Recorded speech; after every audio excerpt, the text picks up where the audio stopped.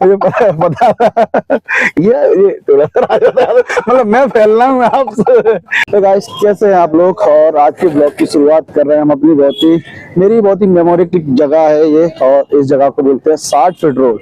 तो आप लोग है ना ये वाली जगह देखिएगा गाइस, यहाँ से कोई आता था और यहाँ पर है ना इस जगह पर एग्जैक्टली बिल्कुल यही जगह पर मेरा है ना घंटों घंटों इंतजार रहता था भाई साहब, और काफी साल लग गए और बहुत ज्यादा बहुत साल लग गए, और आज है ना किसी का इंतजार है। तो आज उनसे मिलते हैं, और उनसे मिलते हैं ना तो अभी देखिए मैं बिल्कुल खाली हाथ हूँ, तो मैं ना खाली हाथ तो मिल नहीं सकते। तो चलिए सबसे पहले है ना कुछ है ना उनके लिए स्पेशल लेकर के आते हैं।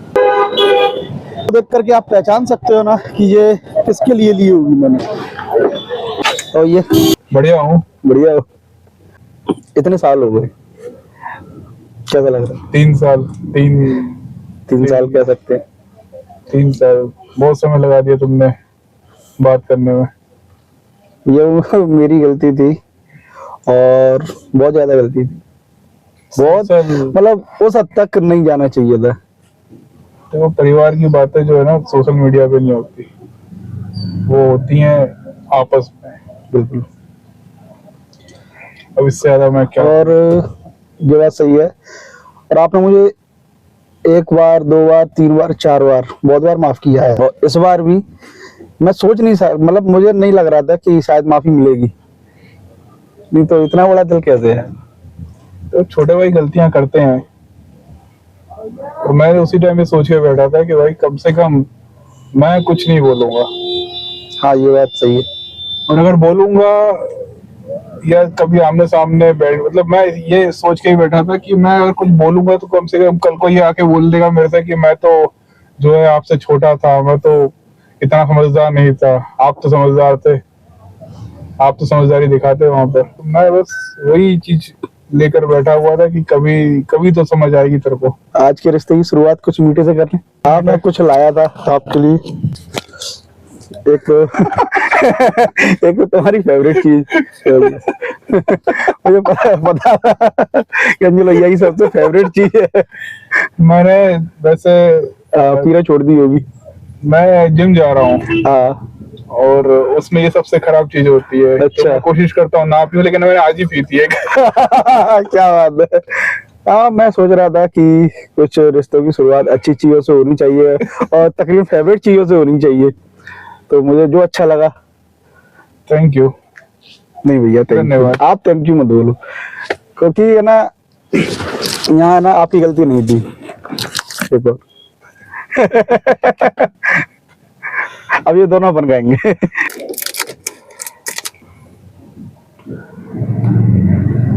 इसको आप खाइए, इसको मैं खाता हूँ। चेस।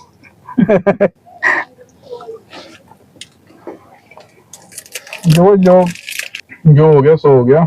अपने आगे देखो कैसे आगे काम करना है। तुम्हारे भी बच्चे हैं, बिल्कुल, वो भी बड़े हो रहे हैं, पढ़ाई लिखाई पे ध्यान मिल रहा हो। दूसरा क्या है, एक चीज का हमेशा ध्यान रखना, मैंने पहले भी बोला था, आज फिर से बोल रहा हूँ, अपने गुस्से पे काबू करो। जो इंसान अपने गुस्से पे काबू नहीं कर सकता उसे कोई भी भटका सकता है। ये बात सही है। अगर तुमने अपने गुस्से पे काबू कर लिया, तुमने इतना कुछ किया बोला जो भी था चलो खत्म करो, लेकिन मेरा गुस्से पे काबू था। वो आपका गुस्सा मतलब तुम भी जानते हो काबू आपका बैंकर है। अगर मैं अपने करने पे आता तो क्या कुछ नहीं कर जाता, क्या नहीं कर सकता था। ये बात सही, लेकिन मैंने अपने गुस्से पे काबू रखा। अच्छा। हाँ। उस पर सीख मिलनी चाहिए कि गुस्से पे काबू करना कितना जरूरी है। अच्छा, गुस्से पे काबू पाने के लिए आप लोग भी बता सकते हो, और आप भी बता सकते हो कि मतलब क्या ऐसा क्या करना चाहिए जिससे, क्योंकि गुस्सा आज भी आ जाता है, बहुत जल्दी आ जाता है, लेकिन कुछ चीजों से बहुत कुछ सीखा हूँ और सीख भी रहा हूँ। जिंदगी तो सीखने के लिए है। तुम्हारे महापुरुष है ना बुद्धा, हाँ, विपश्यना, ध्यान, इतनी बड़ी ताकत है ये दुनिया की, ये हमारे मन को कंट्रोल करने की ताकत देता है। बिल्कुल। तो अगर उन्हीं की हुआ तो वो फॉलो कर लो, विपश्यना करने की कोशिश करो या मेडिटेशन करो, तो बहुत कुछ काबू में आ जाता है। लेकिन परिस्थिति ज्यादा सिखा देती है, मुझे ऐसा लगता है। और एक और बदलाव तो भाई साहब मैं कभी सोच नहीं सकता था कि अंजल भैया में ये बदलाव आ सकता है। कटी भी देखो, स्टाइल मतलब हेयर स्टाइल तो समझ सकता हूँ, और दाढ़ी वाड़ी बिल्कुल ट्रिम रिम, मतलब मैं ब्लॉग में देखता था, मैंने कहा गजब है यार, क्या बात है, मतलब इतनी चेंजिंग। हाँ पर्सनैलिटी भी और डेवलप हो भैया, ये थोड़ा सा आ जाता है, मतलब मैं फैल रहा हूँ आपसे, आपने बहुत कम कर लिया। मैं वही बोल रहा हूँ ना कि बीच में परिस्थिति बहुत खराब हो गई थी। हाँ। मुझे डॉक्टर ने जो है नींद की गोली तक लिख दी थी, मैं खा रहा था, दिल दिमाग, मुझे तो पता ही है कि मेरी लाइफ में क्या चल रहा था। वो सब चीजों पर काबू करते करते काबू तो किया मैंने उस पे, लेकिन उसके जो साइड इफेक्ट थे वो कुछ बढ़ते गए। सालों बाद दिखना स्टार्ट हुए। स्ट्रेस इतना हो गया था कि मेरे दाढ़ी पे एक आध दुक्का वाइट वाल था, इतना स्ट्रेस था कि पूरी दाढ़ी जो है वाइट हो गई थी। तो ये जो स्ट्रेस है उसका जो साइड इफेक्ट आया, और मुझे लगा कि अब अगर इस पे काबू नहीं किया ना तो मैं तो खत्म हो जाऊंगा। तो बस 3 महीने से जो मैंने अपनी लाइफ चेंज की है वो मुझे खुद को यकीन है। मैं 3 महीने से रोटी नहीं खाई।